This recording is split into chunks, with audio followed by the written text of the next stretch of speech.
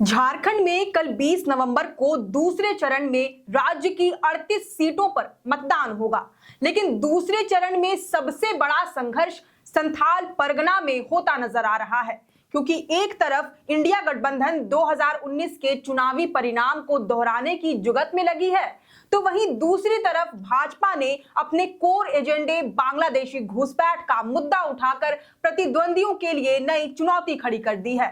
इसका प्रभाव संथाल परगना के 3 जिलों में बेहतर रूप से दिखाई देगा, जिसके अंतर्गत कुल 7 विधानसभा सीटें हैं और इन्हीं 7 विधानसभा सीटों पर प्रमुख दलों के बीच सीधा मुकाबला है।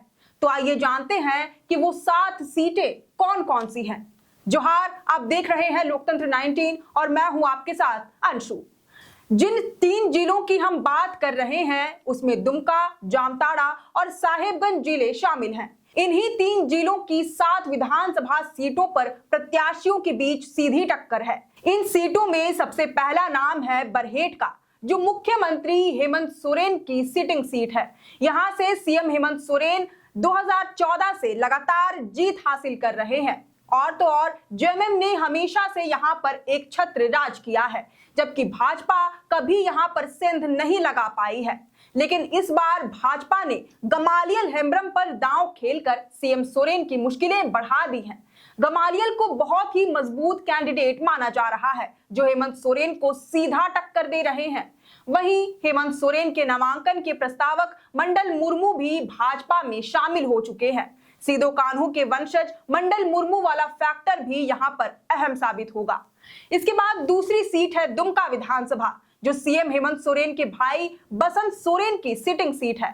बसंत सोरेन ने 2020 के उपचुनाव में लुइस मरांडी को हराकर राजनीति में शिरकत तो कर ली, लेकिन इस बार उनका मुकाबला भाजपा के सुनील सोरेन से है।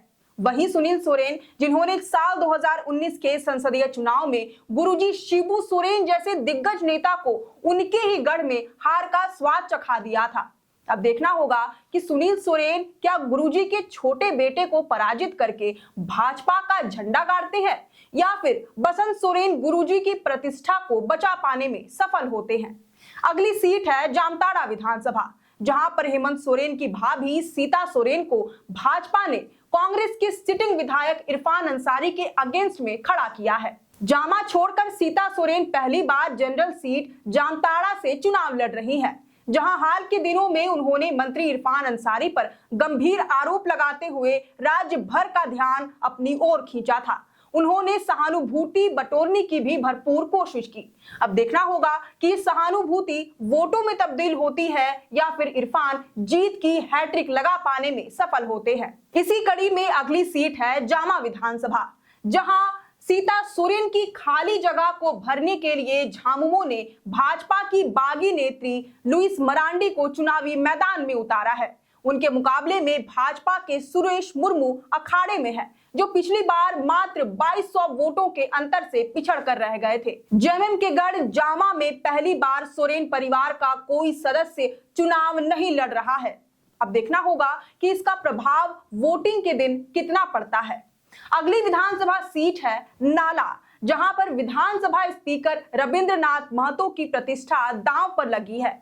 यहां उनका सामना भाजपा के माधव चंद्र महतो से है। अब देखना होगा कि झामुमो के रविंद्रनाथ महतो जीत की हैट्रिक लगाते हैं या फिर माधव चंद्र महतो उनके विजय रथ को रोक पाने में कामयाब होते हैं। आगे बढ़ते हैं बोरियो विधानसभा सीट की तरफ, जहां पर लोबिन हेम्ब्रम एक बार फिर से चुनाव लड़ रहे हैं, लेकिन पहली बार भाजपा की टिकट पर। यहां उनका मुकाबला जेएमएम प्रत्याशी धनंजय सोरेन से है। मजे की बात यह है कि दोनों ही प्रत्याशी गुरुजी शिबू सोरेन के शिष्य माने जाते हैं। यहां बात अब प्रतिष्ठा की भी है। देखना होगा कि लोबिन हेम्ब्रम अपनी अकड़ में फिर से बोरियो पर कब्जा जमाते हैं या फिर झामुमो लोबिन हेम्ब्रम की बगावत का बदला धनंजय सोरेन के जरिए ले पाने में सफल होती है। आखिर में अपनी 7वीं सीट राजमहल की बात करें तो यहां पर भी जोरदार मुकाबला देखने को मिल रहा है, क्योंकि एक तरफ भाजपा के सिटिंग विधायक अनंत ओझा है, तो दूसरी तरफ झामुमो के एमटी राजा मैदान में उन्हें कड़ी चुनौती दे रहे हैं।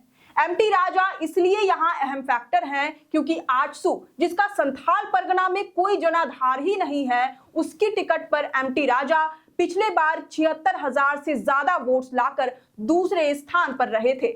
मुस्लिम समुदाय से आने वाले एमटी राजा का कैडर वोट काफी स्ट्रांग है और उन्हें एसटी और मुस्लिम दोनों मतदाताओं का समर्थन भी हासिल है। इस बार झामुमो अपने प्रत्याशी एमटी राजा के जरिए अनंत ओझा को कड़ा मुकाबला दे रही है।